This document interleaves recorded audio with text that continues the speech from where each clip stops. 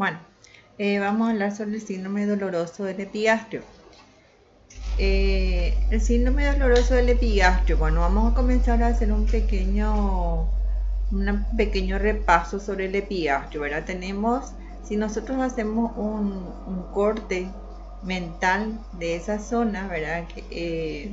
Podemos empezar con la piel, ¿verdad? La piel y el celular subcutáneo pueden ser haciendo de pequeñas tumoraciones, como por ejemplo lipomas o quistes sebáceos.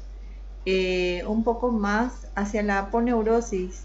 En la línea media tenemos emergencia de vasos y de nervios, ¿verdad? Esos lugares son lugares de debilidad de la aponeurosis, por la cual también pueden hacerse superficiales pequeños sacos herniarios. Estos sacos herniarios, que generalmente se encuentran en la línea media y en la zona del epigastrio, es lo que llamamos hernias epigástricas. Las hernias epigástricas suelen ser pequeñas, se suelen llamar hernias en botón de camisa también, porque justamente están en la parte central. Son dolorosas en general y se puede ver también en personas, tanto en personas que hacen muchos ejercicios, ¿verdad? Y que esos pequeños orificios pueden estar un poco agrandados y al hacer ejercicios puede doler en la línea media e inclusive a veces pueden estrangularse esos pequeños sacos herniarios, que generalmente su contenido es epiplom. Aunque si alcanzan un tamaño mayor, inclusive pueden albergar colon transverso, ¿verdad? La mayoría de los casos. Bueno, yendo más hacia la profundidad, ya pasando la aponeurosis, tenemos lo que llamamos el espacio de Traube, ¿verdad? Tenemos parte del lóbulo izquierdo del hígado y también parte del lóbulo derecho. Allí también tenemos el estómago, sobre todo la curvatura menor y parte de la mayor. Detrás del estómago tenemos a los órganos de la trascavidad, ya retroperitoneales, tenemos al páncreas, tenemos a los vasos mesentéricos y tenemos a la aorta. Y un poco más detrás ya tenemos a la columna vertebral.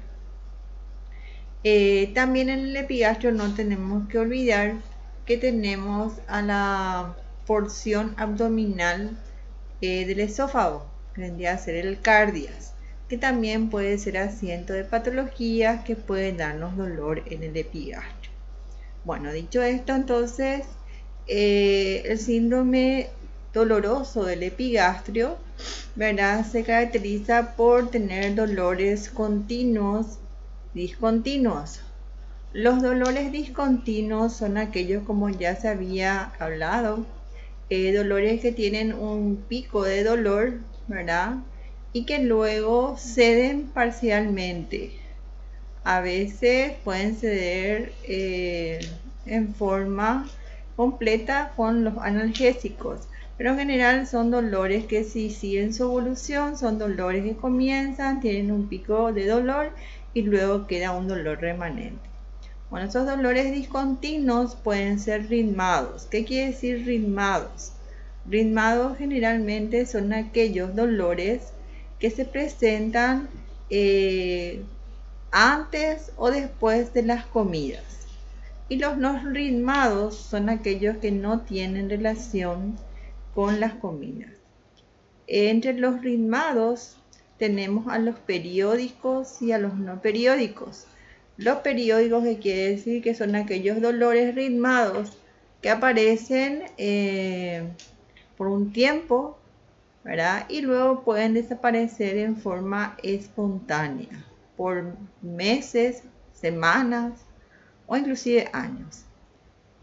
Y los no periódicos son aquellos que no tienen relación y que pueden aparecer en cualquier momento, inclusive pueden ser dolores que estén en forma constante y que no desaparezcan. Entre los no ritmados tenemos afecciones que pueden dar dolor discontinuo, ya dijimos, ¿verdad? Y que no tienen relación con las comidas. Ejemplo es la hernia epigástrica, de las cuales ya hablamos. Las afecciones ginecológicas. Bueno, acá me voy a detener un tiempo porque ciertas enfermedades ginecológicas pueden dar dolor en el epigastrio, comenzar o simular inclusive un cuadro de apendicitis aguda, ¿verdad? Esto es porque algunas afecciones ginecológicas, sobre todo las relacionadas con las perihepatitis y periesplenitis gonocócicas, suelen dar dolor en el epigastrio. Después tenemos afecciones torácicas que pueden dar dolor en el epigastrio, o sea, son afecciones médicas, como por ejemplo una neumonía o un derrame pleural. Y luego tenemos al síndrome coronario. El síndrome coronario o la angina, ¿verdad? Que se presenta en pacientes que tienen obstrucción coronaria y que pueden tener dolor en el epigastrio. Otras veces también ese dolor nos puede, aparte del dolor en el epigastrio, puede aparecer dolor en el brazo izquierdo y dolor en la mandíbula. Luego tenemos los dolores continuos. Los dolores continuos son aquellos que alguna vez pudieron haber tenido, ¿verdad?, antecedentes de ritmo y periodicidad, ¿verdad? Por ejemplo, como ya hablamos, ¿verdad?, la úlcera exteriorizada, que se refiere ya a una úlcera perforada, al cáncer gástrico ulcerado, que ya va a ser un dolor continuo, y al síndrome biliar continuo. O sea, el síndrome biliar continuo es cuando nosotros tenemos un paciente que con litiasis vesicular, en cuyos ritmos de acalmia o de calma entre un cólico y otro se van acortando. Entre los continuos también tenemos los antecedentes de ritmo y periodicidad que no tienen, como el tumor gástrico, el cáncer de la vesícula biliar, cuyo diagnóstico generalmente es tardío, el cáncer de páncreas, las pancreatitis crónicas y afecciones de la columna vertebral como hernias de disco. Bueno, cuando un paciente consulta por dolor en el epigástrico, tenemos que preguntar las características del dolor como en cualquier historia clínica, ¿verdad? La evolución es importante por si se trata de un dolor que apareció en forma reciente, ¿verdad? Un dolor que apareció en forma reciente, que es un dolor empuñalada, urente, ¿verdad? Nos da una característica de una afección aguda o agudizada. Agudizada se dice cuando ya teníamos ese dolor y de repente el dolor se hace mucho más agudo y persistente, y en la escala del dolor está entre el 8 al 10. El asiento también es importante, donde asienta dentro, ¿verdad?, de la línea media. Si es que nosotros tenemos en la línea media la hernia epigástrica, de la cual ya habíamos hablado. Si está dentro del epigastrio pero hacia la derecha, entonces podemos pensar que se encuentra en una zona denominada zona pancreática duodenal de Chaufard. Esta vamos a hablar después cuando hablemos de pancreatitis. Y hacia la izquierda generalmente es donde duelen las úlceras gástricas. Cuando más cerca del cardia se encuentra la lesión ulcerosa, el dolor aparece mucho más temprano en relación con las comidas. El tipo de dolor también debemos investigar, ¿verdad?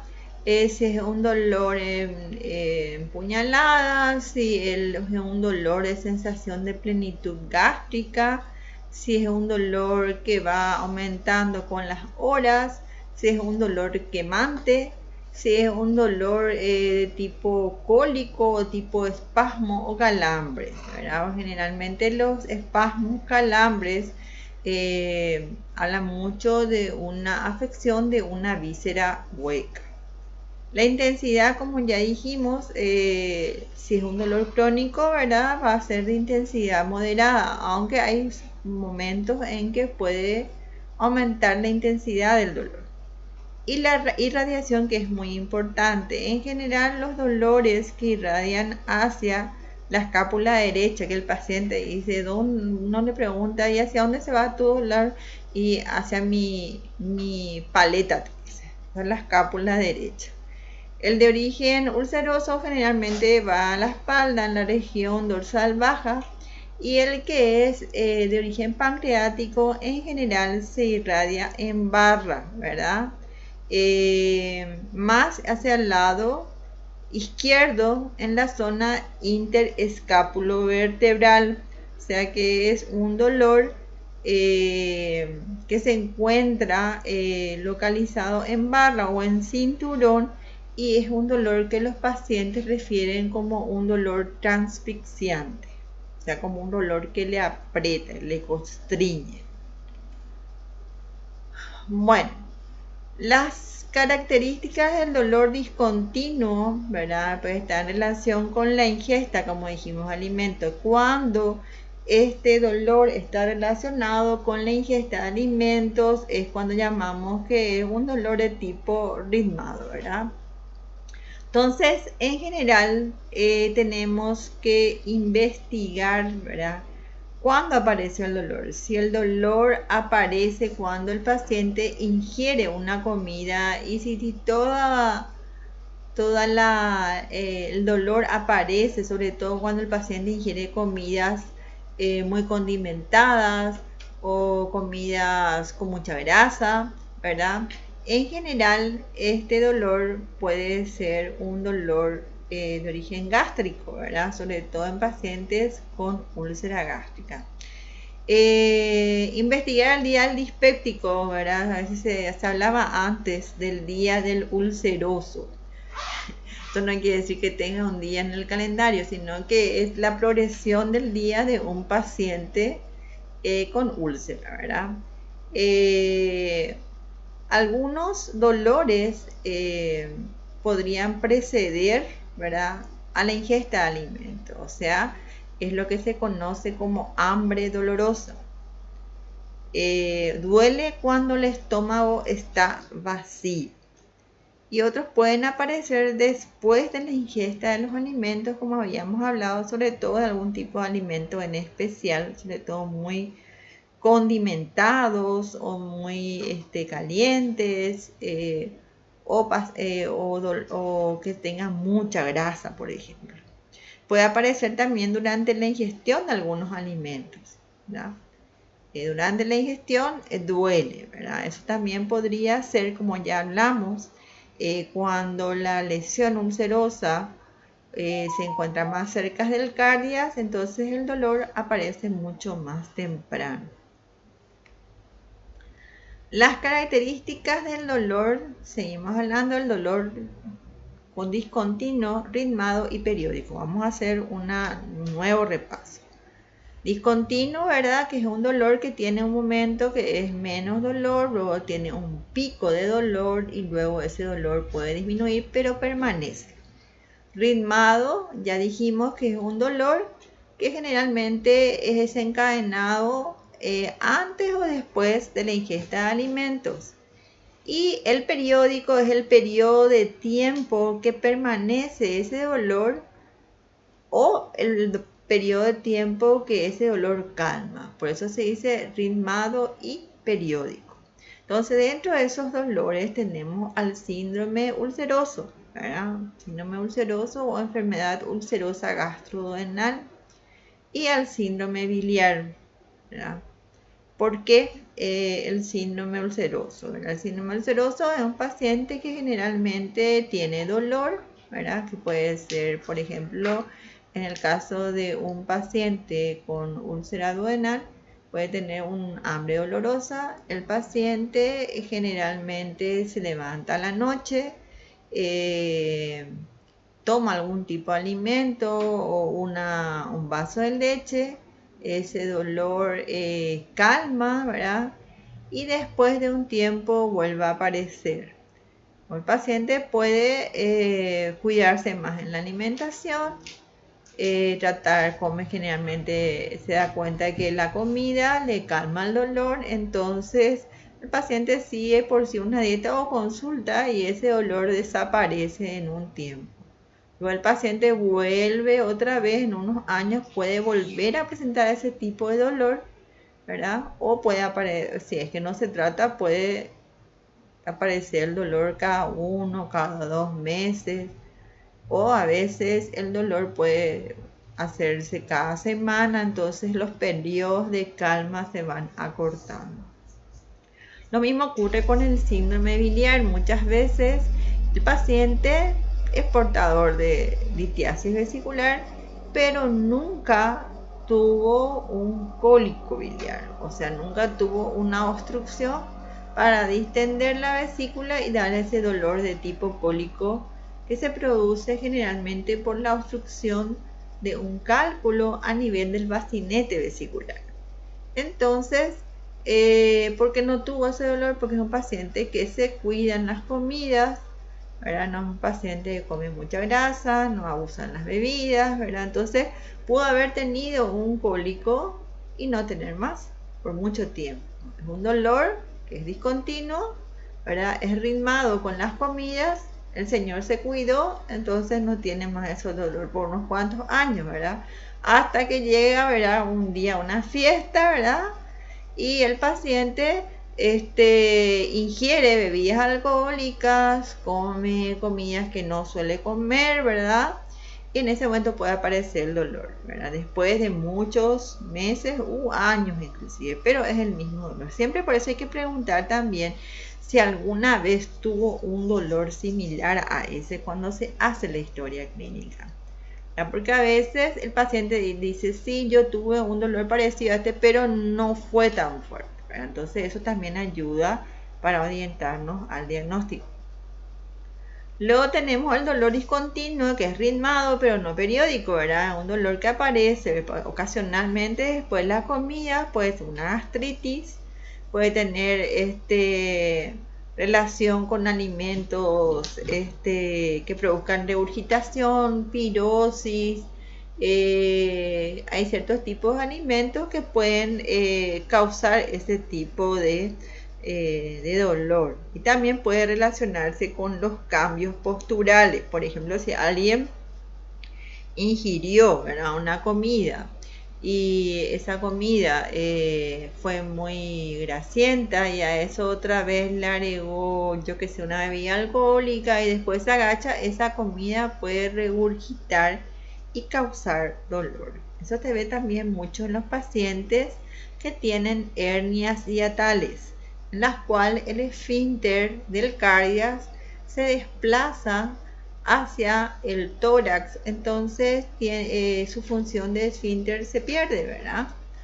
Entonces muchas veces puede haber regurgitación y puede causar este tipo de dolor discontinuo, ritmado con los alimentos, pero no periódico. Y luego tenemos el dolor discontinuo no ritmado. Es un dolor que aparece en cualquier momento del año, ¿verdad?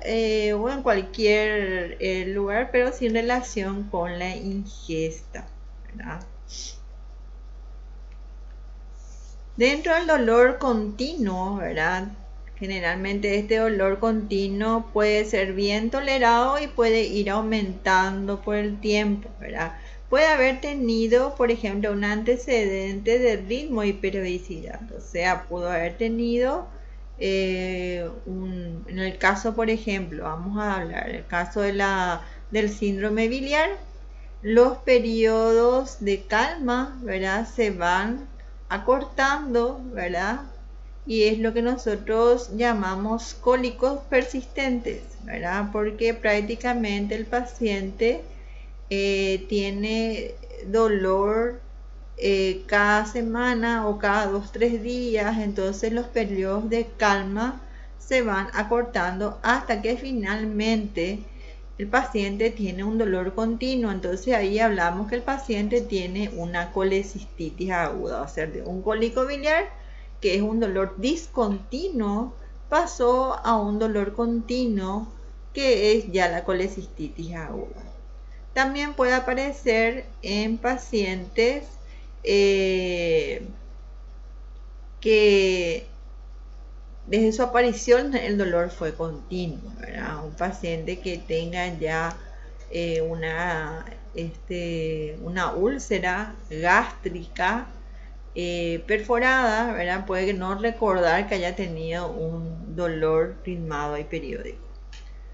Luego tenemos dolor continuo, ¿verdad? Con antecedente de haber sido ritmado y periódico y traduce siempre, como ya hablamos, de una complicación tanto de un síndrome ulceroso o como un síndrome biliar. También hay una complicación de las úlceras que es una úlcera puede perforarse en un órgano macizo. A eso se le llama penetración. Es una complicación de las úlceras del síndrome ulceroso gastroduodenal y el dolor de una úlcera penetrante es un dolor continuo. ¿Verdad? ¿Cómo vamos a hacer el diagnóstico de eso? Bueno, la historia clínica nos puede orientar.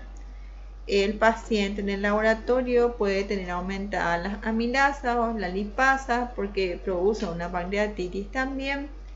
Y a la endoscopía, el endoscopista va a poder ver esa úlcera y ver un tejido, ¿verdad? Es posterior generalmente la úlcera y ver el tejido pancreático allí. El cáncer gástrico también da un dolor continuo, ¿verdad? Pero pudo haber tenido antecedentes del dolor ritmado y periódico. Hay que recordar que muchos creen, ¿verdad?, que las úlceras se pueden malignizar. Y después tenemos el síndrome biliar, ¿verdad? La vesícula esclerotrófica y el cáncer de la vesícula biliar. Ambas patologías generalmente se ve en pacientes que tuvieron litiasis o pólipos vesiculares en el caso del cáncer de la vesícula biliar.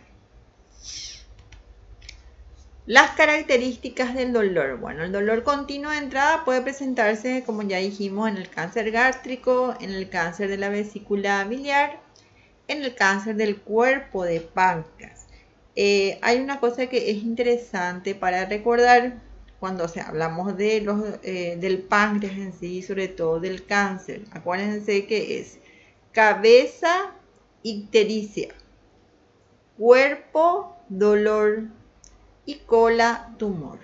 Porque cabeza, ictericia, porque generalmente el cáncer de cabeza de páncreas debuta con una ictericia indolora, ¿verdad? Y progresiva, ¿verdad? El del cuerpo, como es difícil de descubrirlo, generalmente el diagnóstico se hace un poco tardío, ya invade el plexo solar y eso suele debutar con un dolor intenso y persistente. Y el de cola de páncreas, generalmente como la cola de páncreas se encuentra en un lugar bastante difícil de tener acceso, ¿verdad?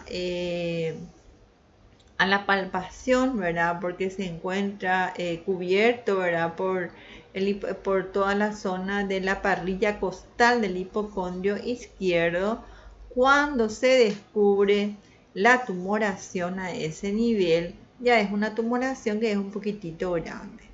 Entonces, ya hablamos cabeza, ictericia, cuerpo, dolor, cola, tumor. Bueno, eso fue un laxo solamente para entender que el cáncer del cuerpo da dolor y que ese dolor generalmente es por la invasión del plexo solar. La isquemia mesentérica crónica, ya hablamos cuando hablamos de abdomen agudo de origen vascular, se produce generalmente por una estenosis por placas ateromatosas que se encuentran en la emergencia de los vasos. Entonces eso puede dar una angina abdominal. ¿Qué quiere decir? Es un dolor que aparece después de las comidas. ¿Por qué?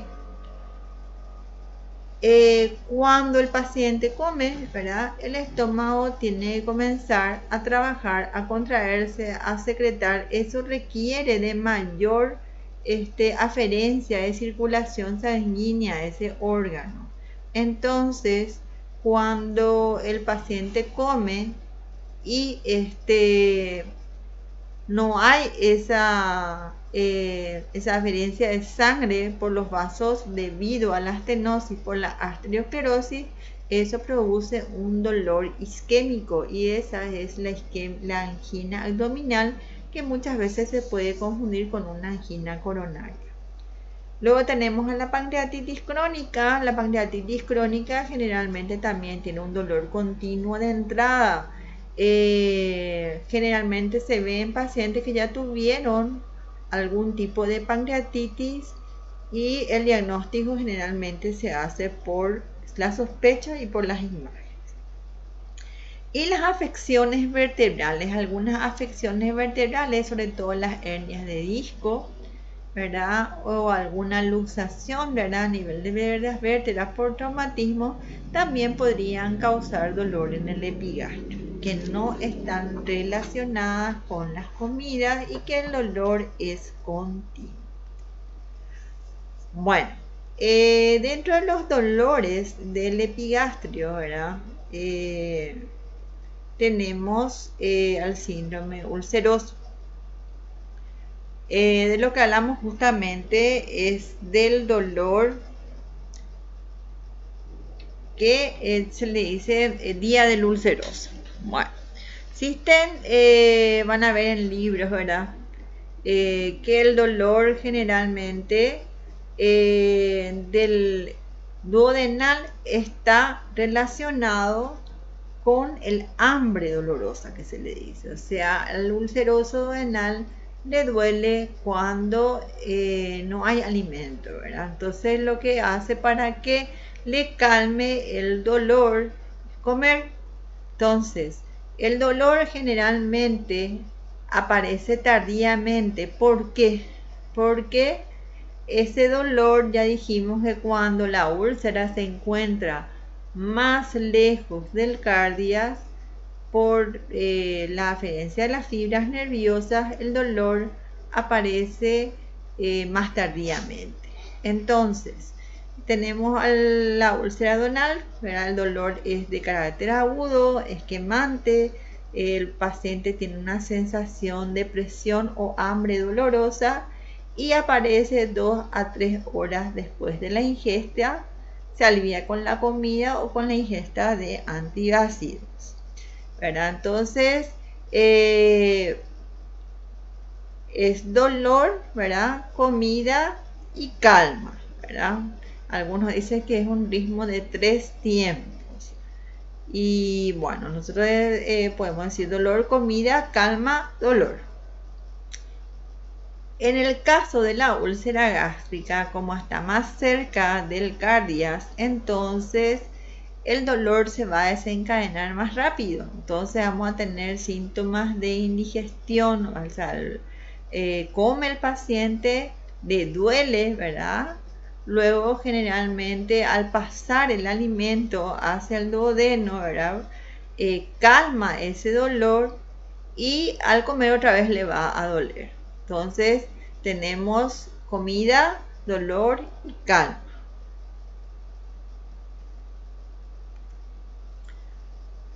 Bueno, los síntomas agregados que podemos tener al síndrome ulceroso y que tenemos que interrogar en el paciente es la sensación de acidez quemante, ¿verdad? La pirosis. Vómitos repetidos. Los vómitos repetidos o inclusive vómitos provocados por el paciente para que le calme el dolor. Un dolor de tipo espasmódico en el epigastrio. La alteración del hábito defecatorio. Muchas veces si toman antiespasmódicos o si toman antiácidos, eso puede hacer que el paciente tenga alteración del hábito defecatorio. Y también puede tener alteración del hábito defecatorio porque generalmente aumenta la ingesta de leche, de productos lácteos en general, que son productos que producen constipación.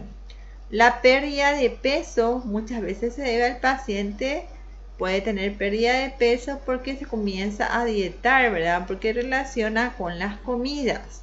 U otras veces esa pérdida de peso hay que investigar a ver si ese dolor es un dolor continuo con antecedentes de haber sido ritmado y periódico, entonces podemos estar ante un cáncer gástrico. Y la debilidad, ¿verdad? Por la disminución de la ingesta. Los vómitos, esto es muy importante. A veces podemos tener vómitos provocados mismos por el paciente para calmar su dolor o vómitos por una estenosis del píloro. La estenosis del píloro en el adulto generalmente puede ser provocada por dos cosas. Por dos úlceras que se encuentran en pared anterior y posterior, que son los que se llaman úlceras que se besan o kissing ulcers. Bueno, estas úlceras pueden progresar a la fibrosis y pueden producir una estenosis pilórica, haciendo, ¿verdad?, que el alimento quede almacenado en el estómago. Entonces el estómago va creciendo, ¿verdad?, en volumen hasta alcanzar lo que se conoce como estómago en palangana. Entonces vamos a tener un paciente con antecedentes crónicos de dolor, ¿verdad?, ritmado y periódico, y que el paciente presenta cada 3 o 4 días vómitos prácticamente sin náuseas, ¿verdad? O sea, es como el que el paciente vaciara ese estómago en palangana. Y esos vómitos tienen generalmente un olor característico, nauseabundo, putrefacto, y se pueden ver alimentos generalmente no digeridos y alimentos que se ingerieron hace muchos días, ¿verdad? Esto generalmente ocurre como yo dije, cada 2 o 3 días, ¿verdad? Y generalmente se debe a eso, ¿verdad?, que llega un momento que el paciente tiene un estado de sofoco, inclusive le puede dar como una especie de sudoración, como un síndrome vasovagal por el aumento del volumen de estómago, y eso da náuseas y el paciente vacía así su estómago. Entonces tiene sensación, ¿verdad?, de plenitud gástrica, acidez, alteración, ¿verdad?, del hábito defecatorio, ¿verdad?, ante constipación, ¿verdad? También hay que preguntar al paciente si no tiene emisión de heces de color negruzco y con un olor más fuerte del normal. El olor de un paciente, o sea, el olor de la materia fecal de un paciente que tiene melena es un olor característico, es un olor muy fuerte, generalmente es de sangre digerida, y cuando uno percibe ese olor, ¿verdad?, queda ya almacenado dentro de nuestro cerebro, tanto así que uno puede entrar a una guardia, oler y decir, ¿dónde está el paciente que tiene melena?, ¿verdad?, porque es un olor característico. También hablamos que estos pacientes van a tener pérdida de peso, por supuesto, y astenia. Entonces tenemos que el síndrome ulceroso tiene varias formas clínicas, ¿verdad? Hablamos de la forma dolorosa, en la cual el dolor es predominante, ¿verdad?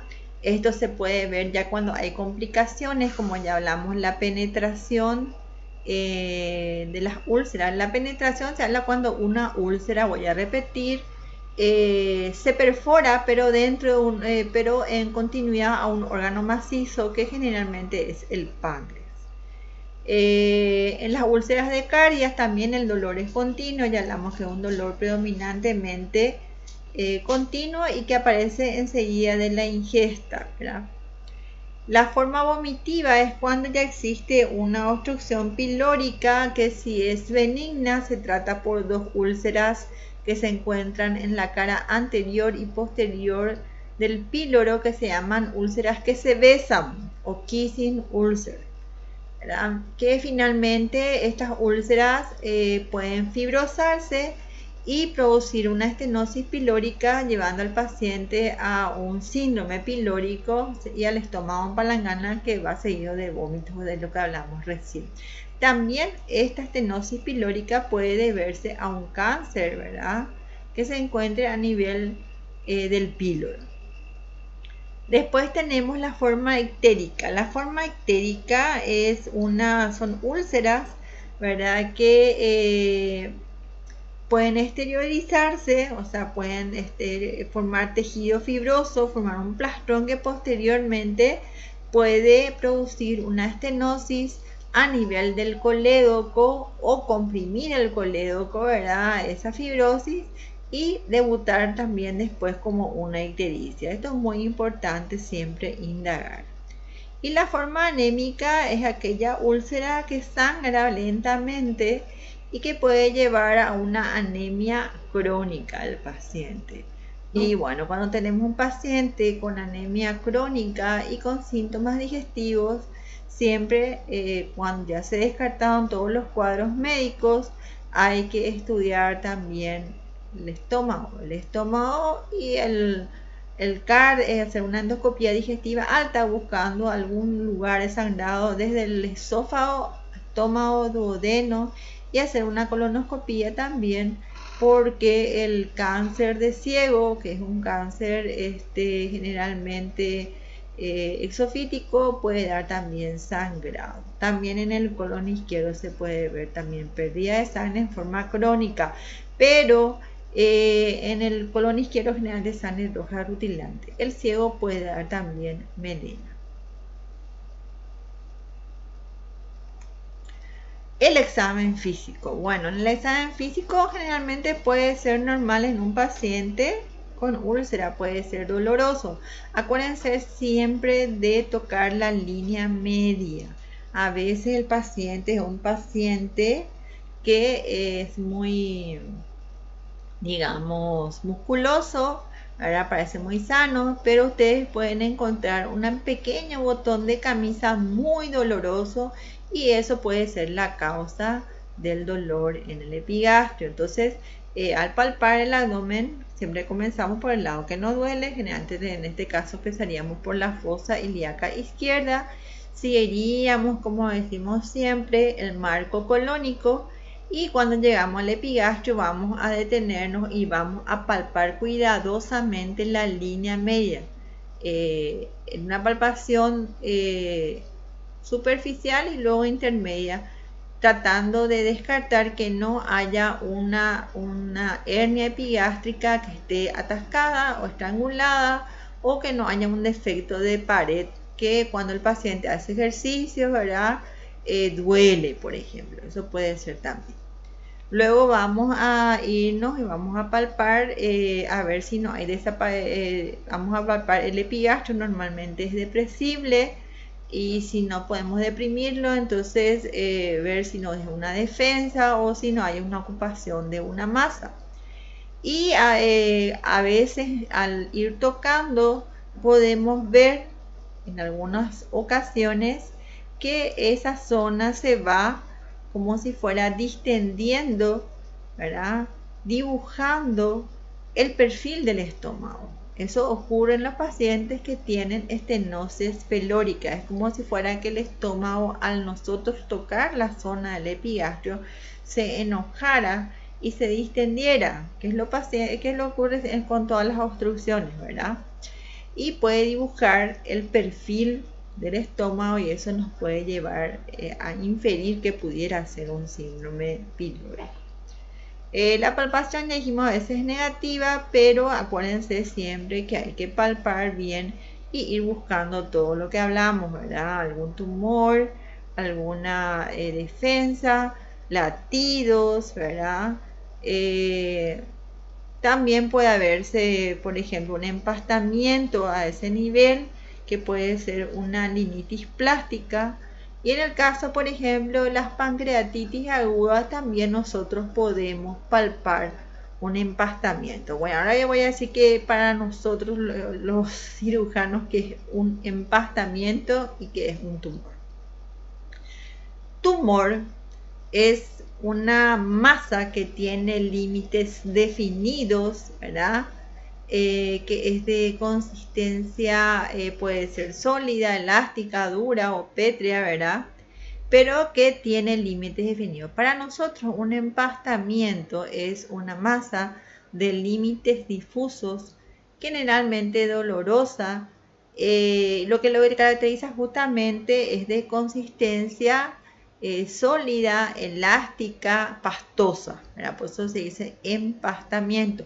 Pero la diferencia fundamental son los límites que son difusos y que generalmente se refieren a un cuadro inflamatorio y generalmente usamos mucho para esa zona del epigastrio, sobre todo en la pancreatitis aguda. Entonces, ahora les hice la diferencia entre lo que es un tumor y lo que es un empastamiento para nosotros los cirujanos, porque a veces van a escuchar mucho el término empastamiento y van a escuchar mucho de nosotros, ¿verdad? Y después van a ir a buscar en los libros de semiología médica y no van a encontrar. Bueno, para nosotros eso es un empastamiento. Bueno, en el examen complementario en el síndrome ulceroso, ¿verdad? Tenemos que buscar ciertas características. También, aparte de palpar el examen, buscar nódulos, porque también tenemos que hacer diagnósticos diferenciales entre los nódulos, entre otras patologías, sobre todo el cáncer gástrico, ¿verdad? Entonces, si encontramos una masa dura en el estómago, ¿verdad? Que parece un tumor, ¿verdad? Que podemos inferir que podría ser, no es un empastamiento porque es dura, es pétrea, ¿verdad? Entonces podría ser un cáncer gástrico. Entonces existen otras manifestaciones que pueden acompañar a esto, ¿verdad? Entre ellos está el nódulo de Virchow, que es un ganglio supraclavicular, generalmente izquierdo. El nódulo del irlandés, que es un nódulo o un ganglio axilar, ¿verdad? Sobre todo en el lado izquierdo. El nódulo de la hermana María José. La hermana María José era, ya les conté la historia, vuelvo a repetirle, era una monjita que trabajaba en la clínica Mayo y que era asistente del doctor Halsted, y le hizo notar al doctor Halsted que los pacientes que tenían neoplasia, sobre todo de páncreas y estómago, y que tenían carcinomatosis peritoneal, en el hallazgo de la laparotomía tenían una infiltración o un nódulo umbilical. Entonces, en honor a eso, Halsted le llamó nódulo de la hermana María José o Sister Mary Node. El tumor de Krukenberg es una metástasis del cáncer gástrico al ovario, o sea que aparece un tumor de ovario. Y el anaquel rectal de Blumer son masas o nódulos que se encuentran en el fondo del saco de Douglas al tacto rectal, ¿verdad? Y que son nódulos metastásicos. Eso también indica una carcinomatosis peritoneal. ¿Y por qué se llama anaquel? Porque son nódulos. Un nódulo acá, pues libre, otro nódulo acá. Entonces da como si fuera una biblioteca donde hay diferentes libros acomodados, ¿verdad? También el tacto rectal, sobre todo hay que descartar melena y presencia de nódulos como hablamos. Entonces volvemos a repetir: el nódulo supraclavicular o nódulo de Virchow, el nódulo axilar anterior izquierdo, que es el nódulo del irlandés, el nódulo por infiltración del ombligo, que es el nódulo de la hermana María José, el tumor de Krukenberg, ¿verdad? Que es la metástasis a ovario, y el anaquel de Blumer, que es la infiltración por nódulos del fondo del saco de Douglas. Acuérdense también que hay otras manifestaciones, ¿verdad? Como son las trombosis venosas superficiales, ¿verdad? Que puede aparecer en pacientes también con CAT, que es el signo de Trousseau. un día un paciente con cáncer puede amanecer con una trombosis, por ejemplo, de una vena superficial, ¿verdad? A nivel del brazo. Otro día puede aparecer con una trombosis superficial en la pierna. Generalmente eso se ve, esas trombosis son de células neoplásicas y aparecen y desaparecen. Bueno, ¿cuáles son las complicaciones de la enfermedad ulcerosa gastroduodenal? Sobre todo, ¿verdad? Puede perforarse libremente a la cavidad y dar una peritonitis. Ya hablamos que el supersigno de la peritonitis por perforación de la úlcera es el abdomen entable, ¿verdad? No siempre vamos a encontrar eso, porque a veces el paciente no viene en el momento mismo que se perfora la úlcera. Y ustedes recuerden que todos, como el abdomen entable, ¿verdad? O el supersigno de la peritonitis por perforación de úlcera del estómago, es una contractura y es un reflejo, ¿verdad? Este reflejo generalmente se agota y entonces es involuntario, y cuando llega el paciente ustedes pueden ya no encontrar ese abdomen en tabla. De todas formas, ahora existen otros signos, ¿verdad? Como la desaparición de la matidez hepática, y a la radiografía podemos ver el neumoperitoneo. Los pacientes que tienen perforación a un órgano macizo, como vemos en la figura, es la penetración, es una complicación. Penetración y sobre todo al páncreas, ¿verdad? Entonces, generalmente estos pacientes debutan con un dolor continuo, ¿verdad? Que es lancinante y puede inclusive tener enzimas pancreáticas elevadas, y hay que hacer un diagnóstico diferencial generalmente con la pancreatitis aguda de origen biliar. Otras complicaciones de la úlcera gástrica es lo que hablamos, ¿verdad? La estenosis pilórica, ¿verdad? Acá vimos, por ejemplo, que el píloro, tenemos una hipertrofia del píloro por úlceras callosas. En este caso, ¿verdad? Bueno, tiene bordes irregulares, no es un cáncer, ¿verdad? Bueno, entonces esta estenosis, este estómago va aumentando de tamaño hasta que vence, ¿verdad? Vence acá el esfínter cardial y se vacía completamente con alimentos que el paciente puede reconocer que ingirió hace días o semanas y de un olor putrefacto. Como el alimento no pasa, ¿verdad? Y no es absorbido por el estómago, ni por el duodeno, ni por las demás zonas de absorción de alimentos, ¿verdad? El paciente va a tener un aspecto emaciado, va a ser un paciente desnutrido, que baja de peso, ¿verdad? Y que tiene vómitos en gran cantidad, no en forma diaria, pero sí en gran cantidad cada 2-3 días. Luego, otra de las complicaciones de la enfermedad ulcerosa gastroduodenal es la hemorragia digestiva, que ustedes ya tuvieron clase con el doctor Marcelino. Y la fístula. ¿Qué es una fístula? Es una comunicación de una víscera hueca, generalmente si es una fístula enterocutánea, con la piel. Entonces aquí vemos nosotros un paciente en el cual el estómago fistulizó, ¿verdad? A través de la piel, ¿verdad? Entonces es una fístula, y como es muy ácido el líquido que sale, entonces produce esta quemadura. Entonces tenemos ya las complicaciones de la enfermedad ulcerosa gastroduodenal. El diagnóstico, entonces, nosotros podemos inferir por la historia clínica, el examen físico, la endoscopía digestiva alta, que es específica y sensible. ¿Qué quiere decir eso? Que podemos hacer el diagnóstico, ¿verdad? De asiento, el diagnóstico de la patología y al mismo tiempo el diagnóstico anatomopatológico, porque siempre que se hace una endoscopía digestiva alta se toma biopsia, sobre todo biopsias múltiples de los márgenes, buscando dos cosas, ¿verdad? Buscando Helicobacter pylori, ¿verdad? Así es la causa, o buscando también que no haya ninguna infiltración tumoral.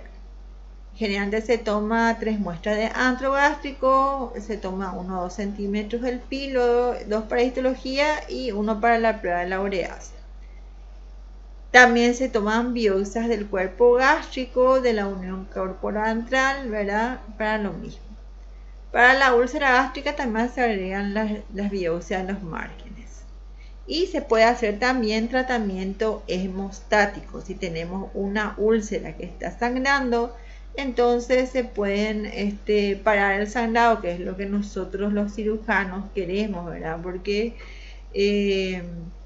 hacer una cirugía en un paciente que ya perdió un cuarto o más de la volemia, ¿verdad? Tiene mal pronóstico. Entonces lo ideal es que el endoscopista pueda ayudarnos a resolver el problema. Entonces ellos pueden poner hemoclips donde están el vaso visible, ¿verdad? Los hemoclips son gomitas que se ponen en la mucosa y que producen hemostasia.